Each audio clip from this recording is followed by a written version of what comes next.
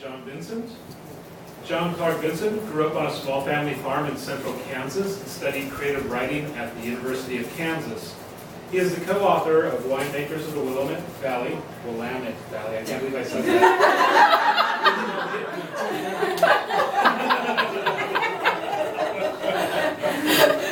He is co-author of the Winemakers of the Willamette Valley and has won awards for both poetry and screenwriting.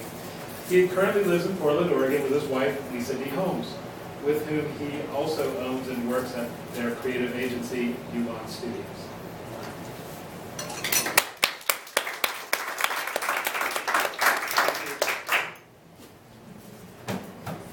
Well, it's great to be here. I can't believe I'm here. I can't believe anybody actually cares about what I wrote, which is kind of true. And it's you know, I've been writing my whole life.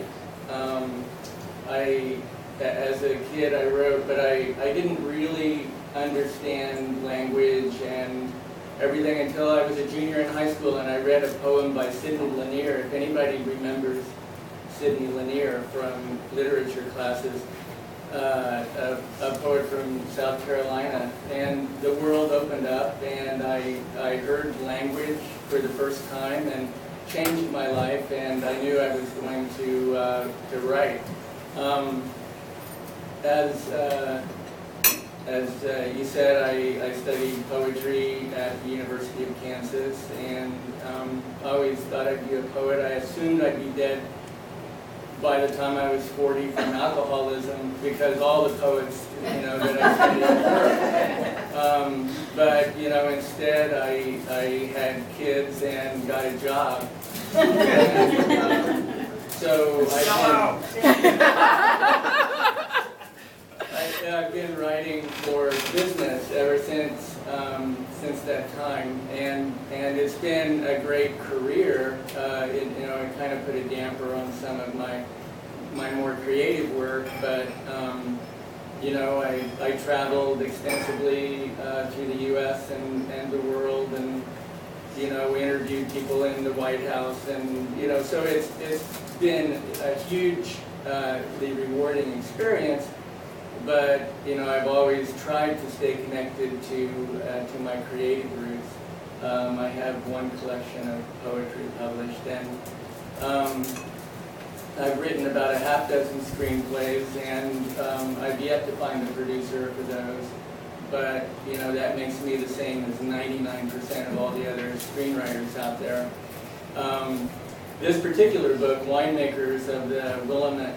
Oh, I mean the Willamette. You know, it kind of came by accident. My co-author, Viv Carey, happened to be recommended to the History Press. The History Press came to Portland looking for somebody to write a book on this subject, and they didn't have an author in mind.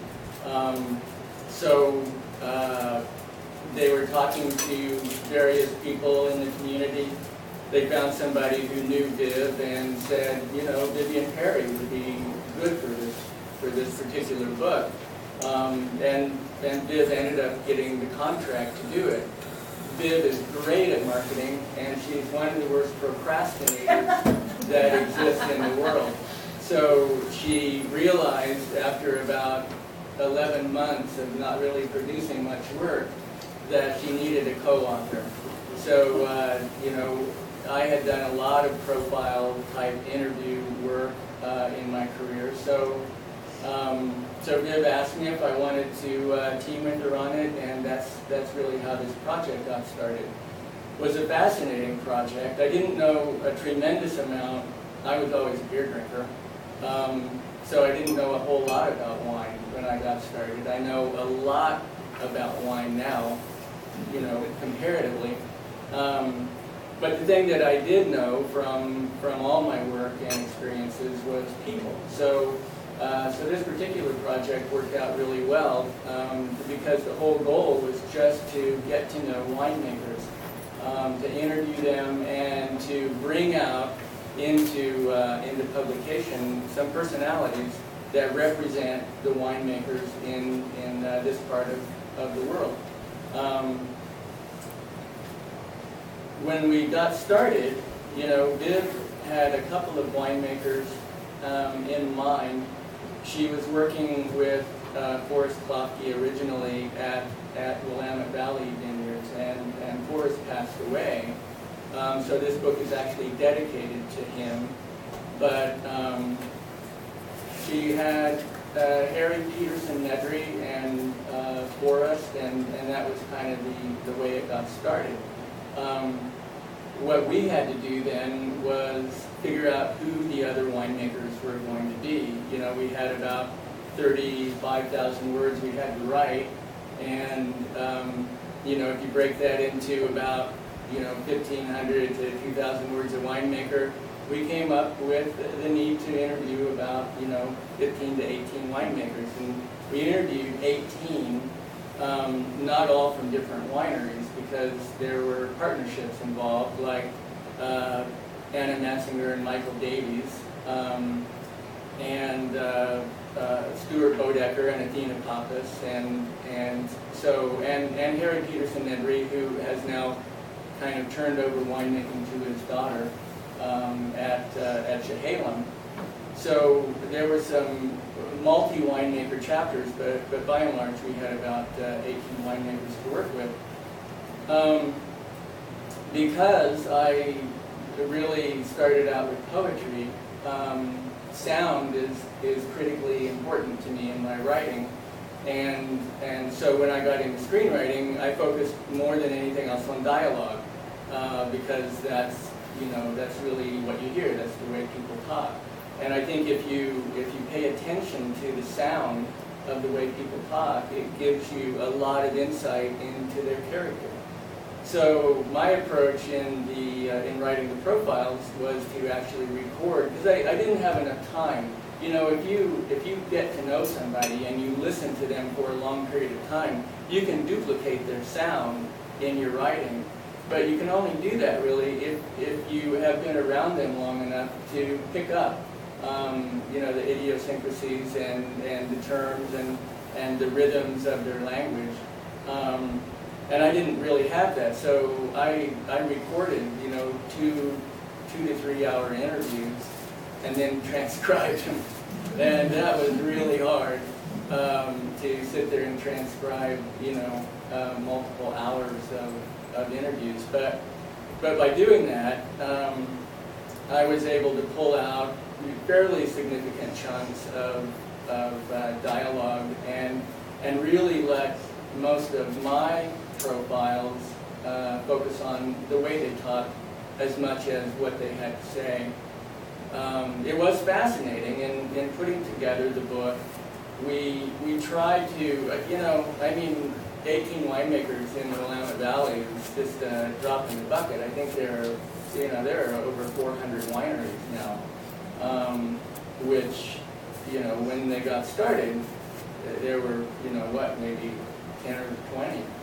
But there are so many now. We tried to do a cross-section, and we didn't want to tell the story that everybody has already told, which is, the pioneers came and there were these 5 guys who created wine in Oregon, and the whole background of that small group of people.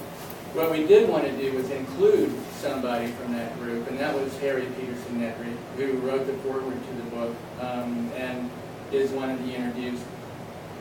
But we really wanted to start from that point forward because it gets a lot less press. So we started with Harry, and Viv interviewed Harry, but then we focused on what are generally known as first wave winemakers.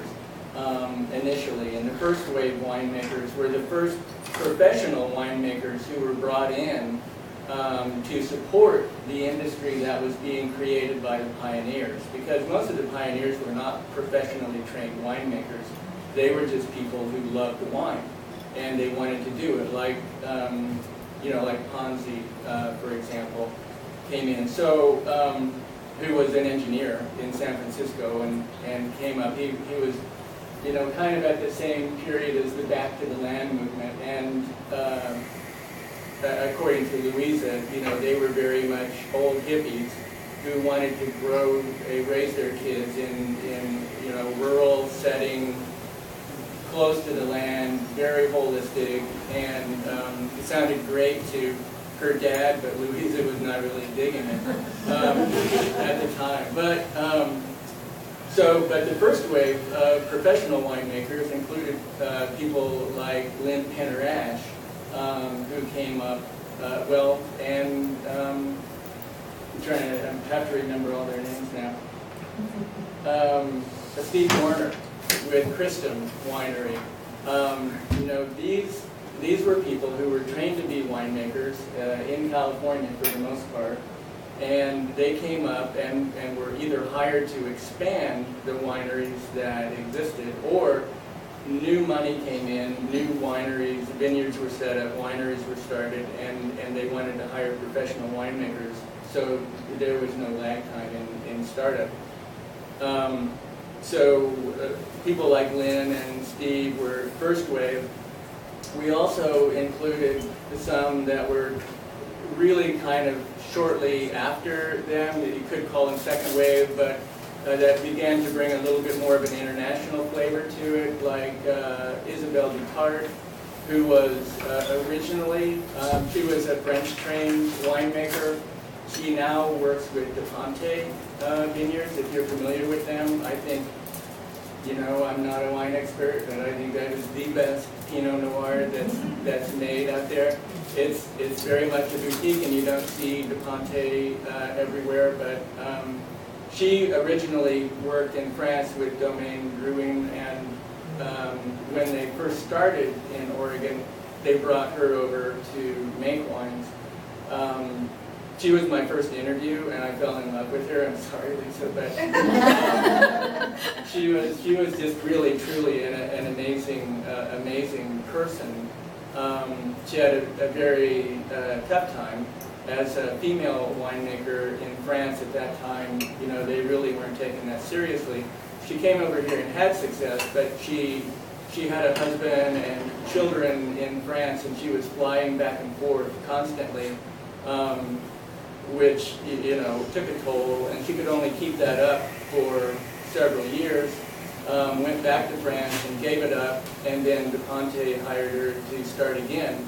She'd gone through a divorce in France, had, you know, 3 or 4 kids, had to make a decision on what to do, so she moved in her 50s to come back over and take over DePonte winemaking. And she told me she did it to prove to her children that you could do anything at any age, and you didn't have to be young to start over and try something new. But you found that repeatedly in the interviews. These are very adventuresome people.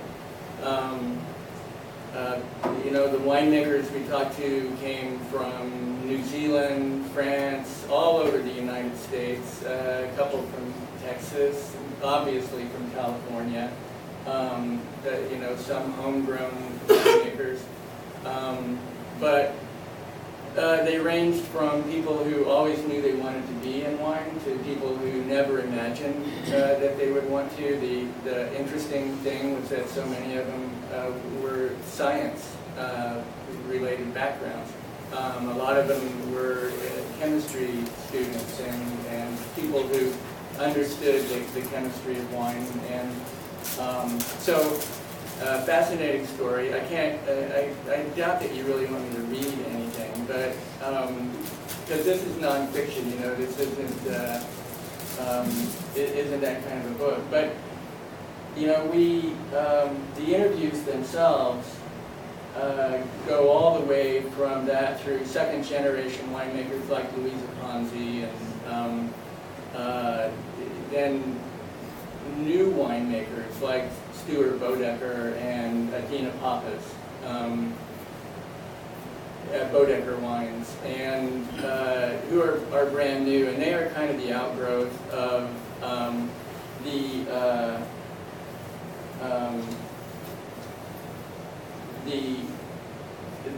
wine studio that Eric Homaker Homaker wines.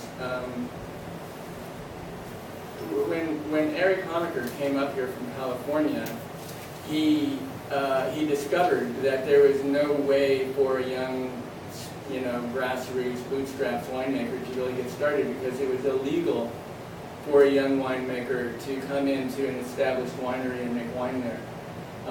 Literally against the law, even though everybody did it, it was completely unstable because they could take it away from you at any time. So he had to work to, and he spent several years, he managed to do it, change the law, and the Carlton Winemaker Studio is the outcome of that. Is it time for me to stop? I couldn't imagine I'd last for a minute, and I had to stop. So, but because he did that, it was really kind of phenomenal thing. It was a breakthrough in Oregon winemaking, because suddenly people could come together, and people without the financial wherewithal to do it now had a way to share facilities and make it all happen. And all these stories are in this book. Thank you.